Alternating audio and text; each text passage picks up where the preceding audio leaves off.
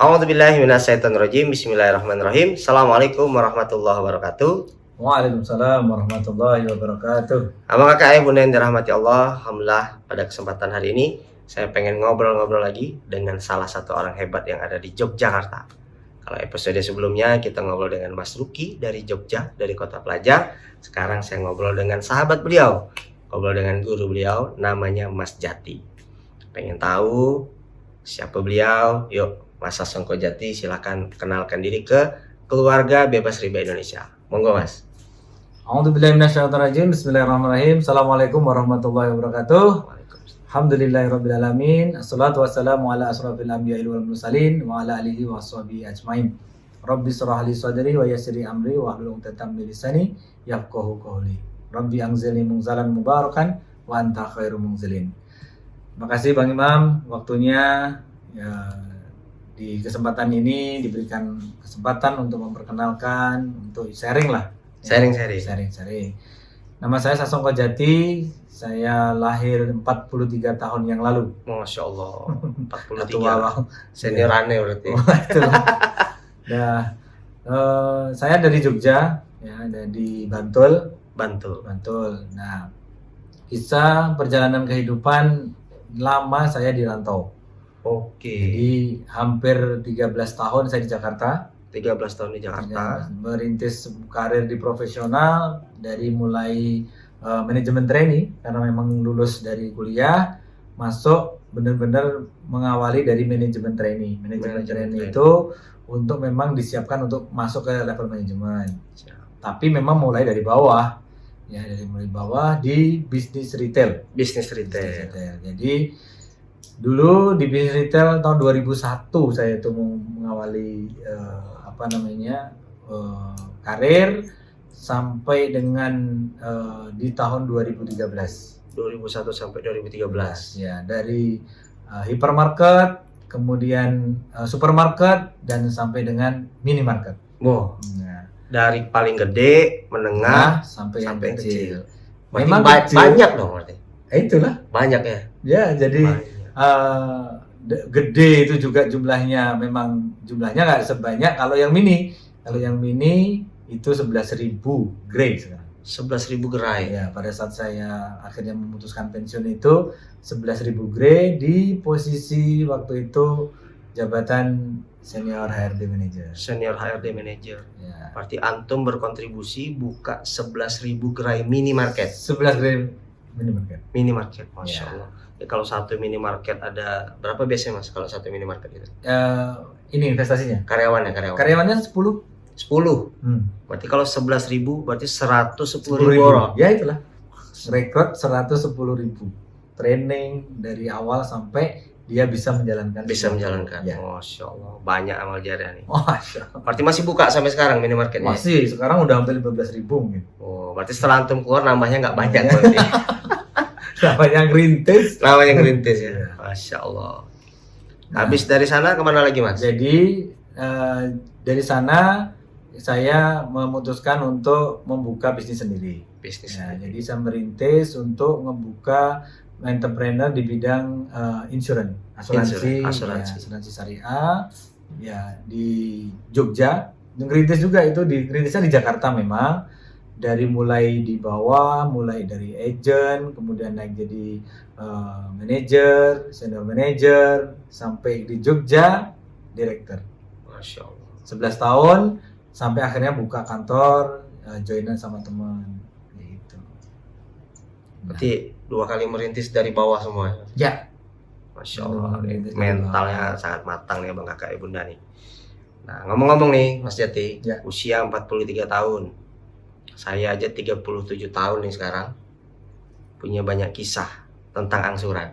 Nah, gimana dengan antum nih? Punya kisah nggak Mas tentang angsuran Mas? Wah, inilah kayaknya kalau di dunia profesional kalau nggak punya angsuran tuh kayaknya aneh.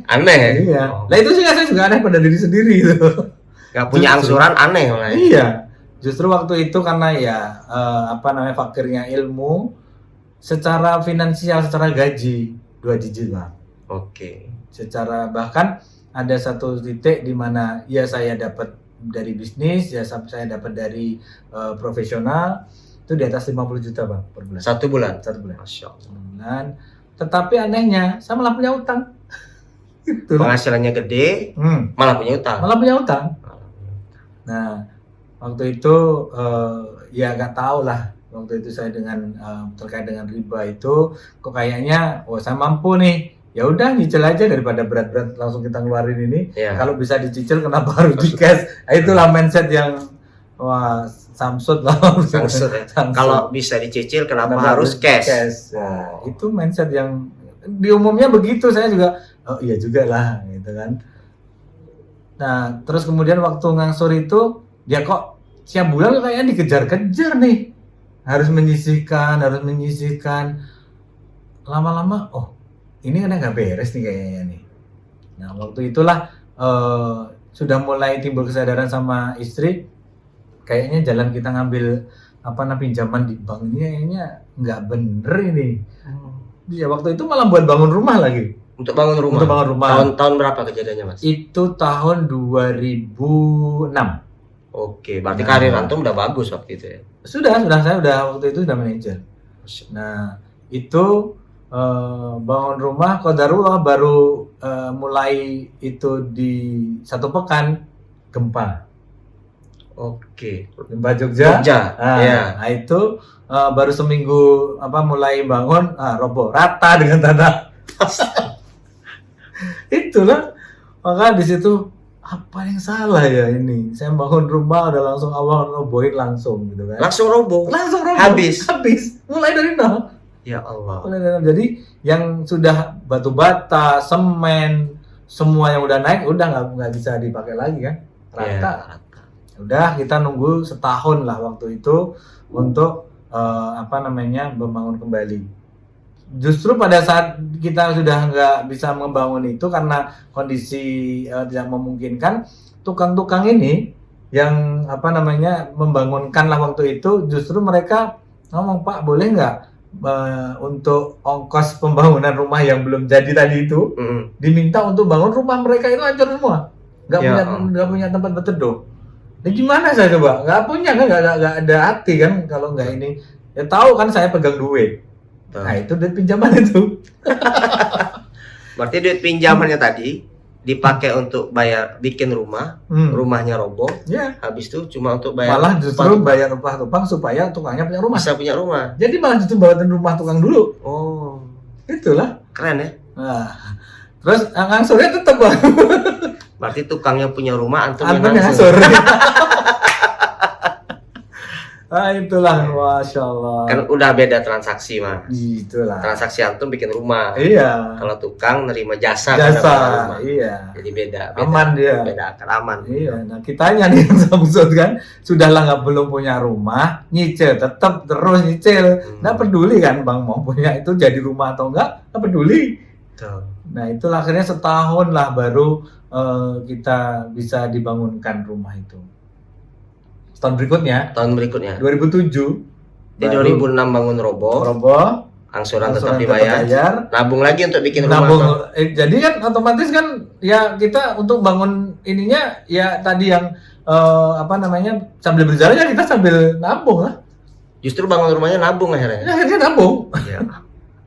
Itulah. Nah sambil ngangsur sambil ini karena kan yang jasanya sudah kepakai semua ya, tinggal sisa-sisa yang ada itu sepanjang perjalanan kan akhirnya ya kepakai juga. Apalagi kondisi waktu itu ya memang kondisi seperti itu, tempat saya bernaungin di tempat rumah mertua roboh bagian depan juga, untung nggak ke dalam tapi keluar jadi nggak nimpa kami. Jadi waktu itu posisi gempa ada di dalam sama anak masih 3 tahun si Alvin 3 tahun itu di dalam sama saya nggak bisa keluar kan, untung robohnya keluar dindingnya. Kalau ke dalam selesai kita. Nah makanya itulah terus akhirnya kita melanjutkan ngangsurnya sampailah di titik ketika waktu itu sudah mau lunas loh. Ditawarin lah, wah bapak kan bagus angsurannya. Inilah ini rumah bapak sedikit ditambahin renovasi dikit tambah supaya nanti ada garasi. Waktu itu belum ada garasi. Oke. Top up lah pak, gini cukup lah sekian gitu kan. Ya mau aja. Ambil lagi. Ambil lagi. Ambil lagi. Oh, lanjut itu be continue ini gitu kan. Yang berjalan waktu kok kayak gini kan ada yang salah ya deh. Kok jadi kita yang dikejar-kejar gitu kan? Kok kita yang kita kerja ini kok justru malah cuma buat ngangsur aja nih. Ngangsur. Wah, ini ada yang nggak beres nih kayaknya. Nah, dari situlah akhirnya tahun 2013 ketika sudah memutuskan untuk pensiun, itulah yang akhirnya dari top up itu nggak cuma sekali bang, top up itu sampai berkali-kali sampai timbul akhirnya dapat kajian bahwa itu riba. 2013 itu di 2013 itu riba. Nah, disitulah saya baru sadar, oh iya ya, pantesan kok nggak ada nyaman-nyamannya gitu loh. Memang menikmati, memang langsung dapat ini gede, tapi kok nggak bekas ya, jadi sih memang bangunan jadi rumah, tapi kitanya kalau divaluasi loh antara yang kita setor dengan nilai bangunan itu udah sebanding. Oh salah nih, kita ngitung kalkulasinya nih bodoh kita nih, dari valuasi pun secara aset jadi nggak sama, nggak masuk lah. Nah, disitulah justru titik balik ketika saya memutuskan untuk pensiun. Saya balik ke Jogja karena waktu itu niatan untuk anak supaya bisa ngawal anak lah.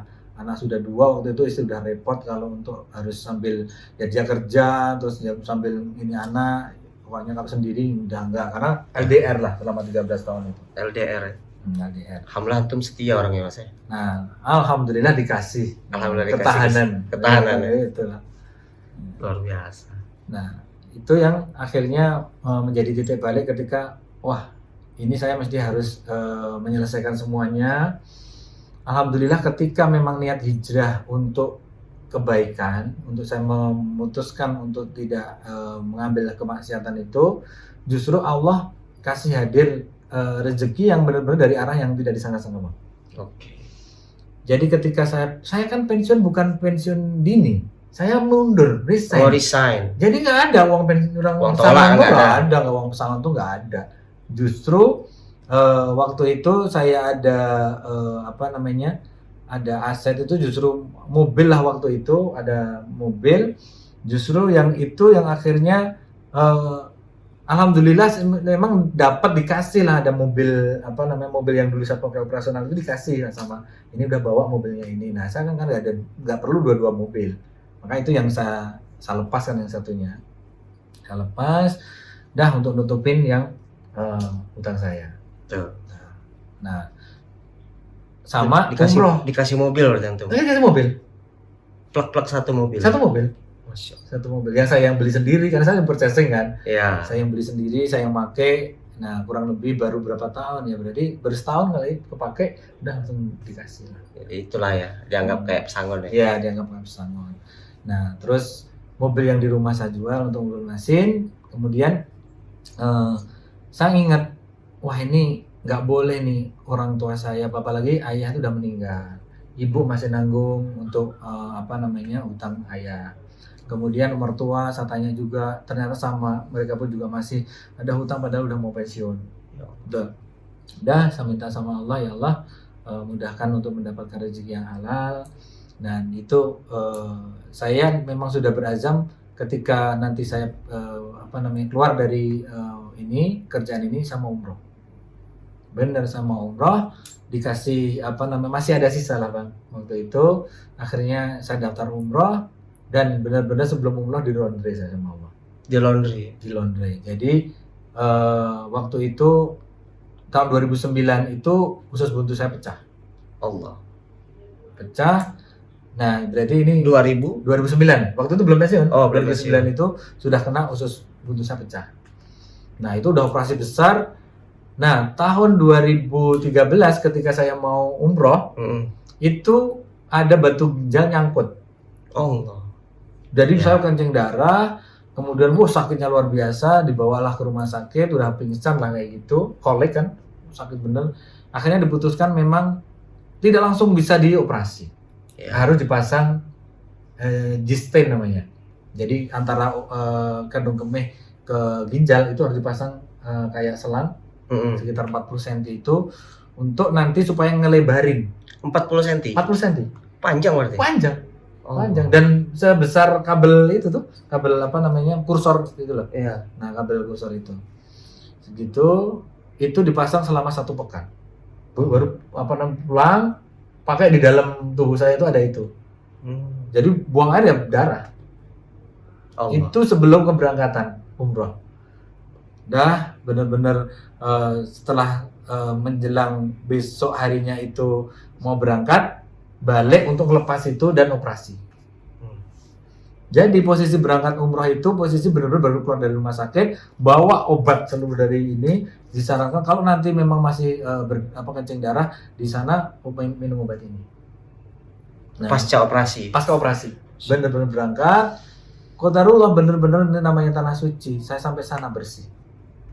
Nggak ada darah, nggak ada apa, benar-benar satu obat pun nggak termakan satu. Allah. Itulah umroh tahun 2013 dan Juni lah waktu itu. Nah di sana saya berdoa ya Allah mudah-mudahan rezeki untuk menutup hutang-hutang ayah atau almarhum ayah itu masih ada utang di jadi beban ibu, kemudian mertua itu juga masih ada utang. Nah alhamdulillah justru pulang dari umroh itulah saya juga nggak kepikir waktu itu ternyata saya tuh punya jam sostek. Oh iya, jam sostek. Nah waktu itu ternyata udah jatuh tempo untuk uang cairan tahun 2013 itu. Ya. Nah saya datang, saya juga nggak ngira ternyata dapatnya gede. Puluhan ya? Di atas 50 lah. Oh Masya Allah. Nah jadi udah saya tanya ibu ada hutang berapa, waktu itu sekitar 20. Oke udah saya ke bank lah negosiasi mau saya tutup untuk itu saya minta sertifikatnya kan dijaminkan sertifikat dan waktu itu bapak kan PNS ya ada sertifikat kalau ini PNS itu kan ada tuh. Betul. Nah itu sambil SK-nya. SK. Padahal udah dan karena kan itu pensiun, akhirnya di pensiun dana pensiunnya yang dipotongin ya.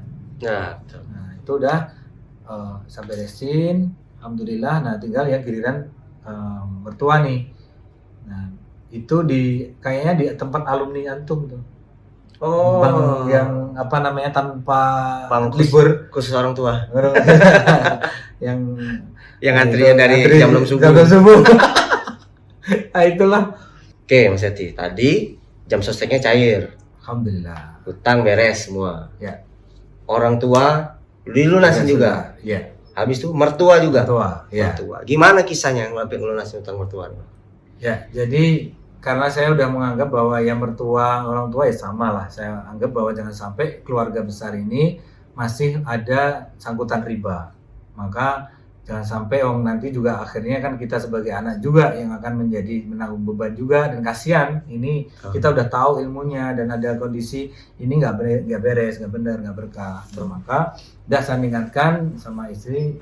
Waktu itu juga ditanya bener nih, mau lunasin ini bener, saya bilang gitu. Udah ini kita gunakan sekalian habis-habisan lah kalau memang ini untuk kebaikan, saya bilang gitu. Nah udah prosesnya waktu itu agak ini juga. Alot juga ini di bank tanpa libur nasional nih. Ya, jadi memang nggak ada libur jadi semua susah banget waktu itu agak belok-belok tapi akhirnya ya saya dengan ya niatnya memang niat baik dengan saya malah justru sedikit ceramahin juga.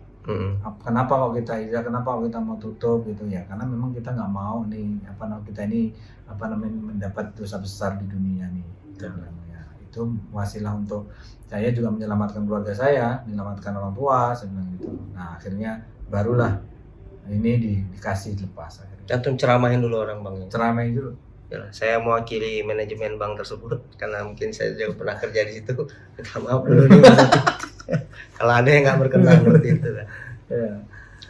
Terus kalau saya lihat dari cerita antum, berarti ada kegeraman yang luar biasa ya. Ya. Karena kan kalau orang hijrah yang saya wawancara tuh dia fokus nyelesain utangnya selesai. Ini antum saya selesai, cek lagi orang tua ada selesaikan, mertua selesaikan gitu kan. Ya. Seberapa geram Mas kondisinya gitu?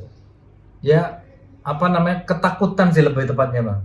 Ketakutan lah. Jadi jangan sampai ternyata apa yang sudah kita lakukan selama ini, dosa ini terkumpul, dan jangan sampai kondisi ketika orang tua ini dipanggil kok masih ada sangkutan hutang.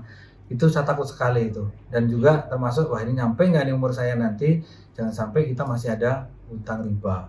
Wah itu ketakutan yang luar biasa, sehingga sama istri udah kita mending nggak punya apa-apa di dunia, tapi jangan sampai lah kita kena ini bantai sama Allah ketika kita masih ada hutang riba ketika kita dipanggil.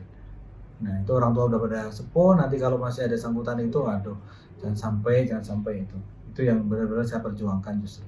Masya Allah. Berarti rasa takut sama Allah tuh jauh lebih besar ya? Iya. Dibanding yang lain ya? Dibanding yang bukan lain. Bukan geram, bukan kesal sama kejadian enggak. Ya karena memang ya kebodohan lah waktu itu, karena memang gak ada ilmunya. Terus ya itulah takut, aduh ini berkejaran kan dengan usia, berkejaran dengan waktu ya. Alhamdulillah Allah kasih benar-benar rezeki di waktu yang tepat gitu loh. Betul. Justru keluar dari pekerjaan profesional, udah itu semuanya beres-beres semua, dan memang fokus pengen memperbaiki diri, pengen belajar, pengen ini. Jadi ilmu yang sudah ada dikit langsung amalkan aja lah, nggak usah pakai dipertanyakan, dicari-cari dalil-dalil macam-macam, udahlah hajar ya, ini langsung praktek aja. Pasca keluar apa yang dilakukan Mas? Pasca pensiun, keluar dari pekerjaan, ya. Selesai semua hutang, habis itu apa yang antum melakukan?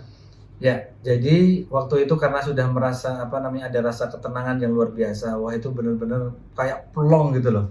Itu yang ketika segala, ternyata benar-benar enak ya kalau hidup tuh nggak ada utang. Jadi kita mau hasil sedikit banyak, yaitu kita nikmati tanpa ada beban apapun.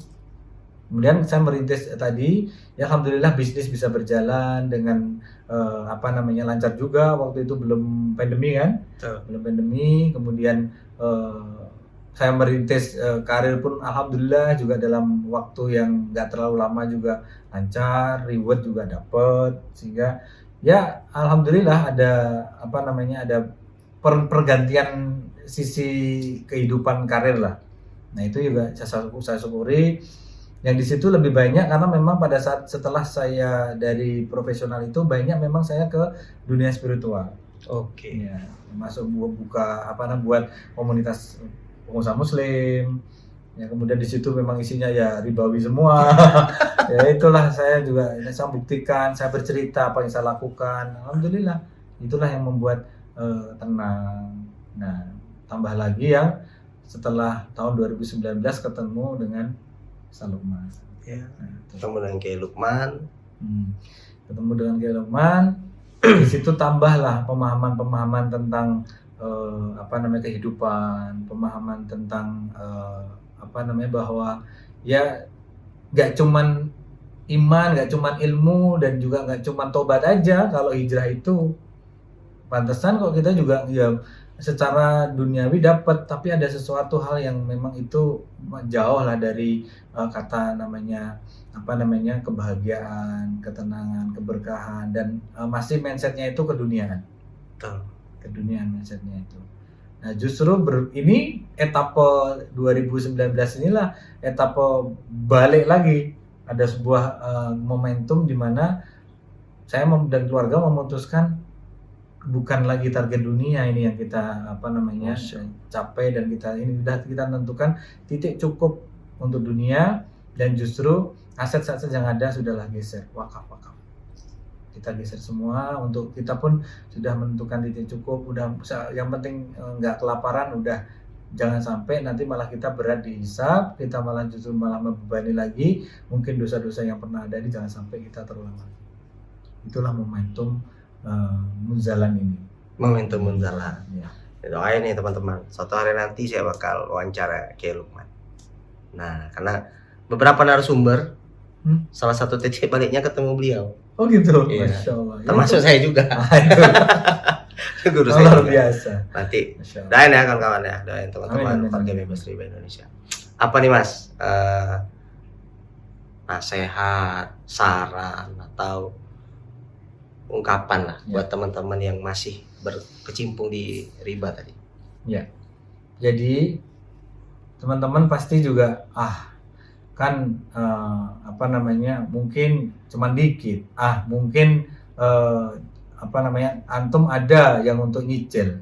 Nah, pasti ada anggapan-anggapan begitu gitu kan. Nah, ternyata bukan masalah ada atau nggak ada atau besar kecilnya sebuah riba, teman-teman. Tetapi ini adalah masalah mindset. Mindset. Iya. Saya pun dengan enak dulu top up gitu kan, nggak ada merasa bersalah. Nah, ternyata itulah kebodohan. Karena memang kayak Allah itu sudah ngasih, kalau memang antum pilih jalur yang samsud tadi, yang Samsud? Iya, yang jalur itu, jalur memang antum pilih itu jalur itu, ya silakan aja, dilajakkan lah kata ini kan. Ya itulah istijrod mungkin yang disebut. Udah nyaman-nyaman aja di situ. Nanti suatu saat ketika memang saat waktunya dibantai benar. Ada sakit lah itu tadi. Kemudian apa namanya, yang jelas tuh sakit yang saya itu yang udah mengalami titik puncaknya itu. Maka teman-teman yang saat ini memang masih ada riba, bahwa yang akan lunasin itu bukan kita, udahlah, nggak ada daya, nggak ada kemampuan, nggak ada lah karya kita kayak apa, mau hitung-hitungan kalkulator yang secanggih apapun, nggak bisa. Tapi justru ketika kita menyerah, justru kita menyatakan diri bahwa kita ini hamba, perbaiki aja untuk ketaatan kita, perbaiki hubungan kita dengan Allah, perbaiki kita dengan Quran, sudah proven, yakin bahwa Allah itu akan mendatangkan sejuta macam cara untuk melunasi hutang itu. Jadi jangan pernah berpikir hutang itu diselesaikannya pakai logika. Nah. Jual, gini. Nah. Perbaiki ibadah, yes. Perbaiki hubungan sama Quran, perbaiki hubungan sama sholat, perbaiki hubungan sama Allah, Allah yang menyelesaikan. Ya. Gitu ya Mas. Betul. Dan satu kata kunci lagi, yaitu birrul walidain. Birrul walidain. Karena ridho Allah itu yang paling dekat untuk kita ambil ininya itu dengan birrul walidain.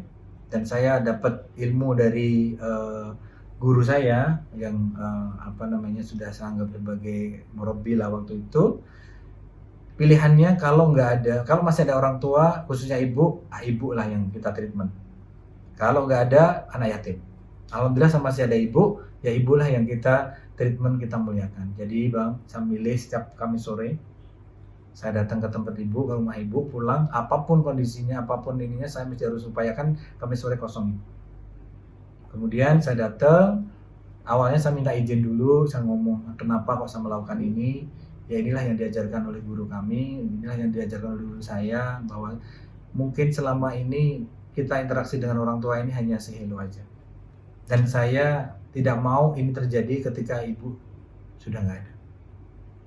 Sangat menyesal nanti, jadi saya milih ketika ibu masih ada dan saya masih bisa ngobrol ketika saya mencuci kaki beliau dengan air hangat sampai saya pijitin setiap Kamis sore, sembari saya menyampaikan maaf, menyampaikan ucapan terima kasih, dan saya minta ridho selamanya untuk kehidupan saya. Nah itulah yang saya lakukan, saya milih itu karena itulah yang insya Allah jalan tercepat untuk kita nanti juga Allah ridho mudah-mudahan dengan kehidupan kita. Masya Allah. Dan terbukti Bang. Terbukti. Bukti kan? Ya. Yang antum sendiri juga sebagai saksi bagaimana percepatan yang terjadi itu tidak bukan pasti dengan ridho orang tua. Masya Allah. Menarik nih, abang kakak bunda sekalian yang punya orang tua, ternyata salah satu ikhtiar yang dilakukan sama Mas Jati untuk melunasi ribanya adalah setiap Kamis sore ke rumah orang tua, meluangkan waktu, menciptakan waktu luangnya untuk bisa silaturahmi, cuci kakinya, minta maaf, minta ridho, minta doa ya Mas ya. Tuh, gimana coba? Ke rumah orang tua, nyuci kakinya, hutangnya lunas. Pengen tahu? Yuk praktek. Nah, dan di akhir Mas Jati, mari kita doakan seluruh abang kakak ibunda sekalian, keluarga bebas riba Indonesia, semoga Allah murahkan rezekinya, semoga Allah mudahkan segala urusannya, semoga bisa hidup tenang tanpa hutang, hidup bahagia tanpa riba, hidup berkah di jalan Allah. Amin amin ya rabbal alamin. Makasih banyak kawan-kawan semua, semoga bisa diambil manfaatnya. Yang baik-baik datang dari Allah, yang kurang baik dari kami berdua, kami mohon maaf.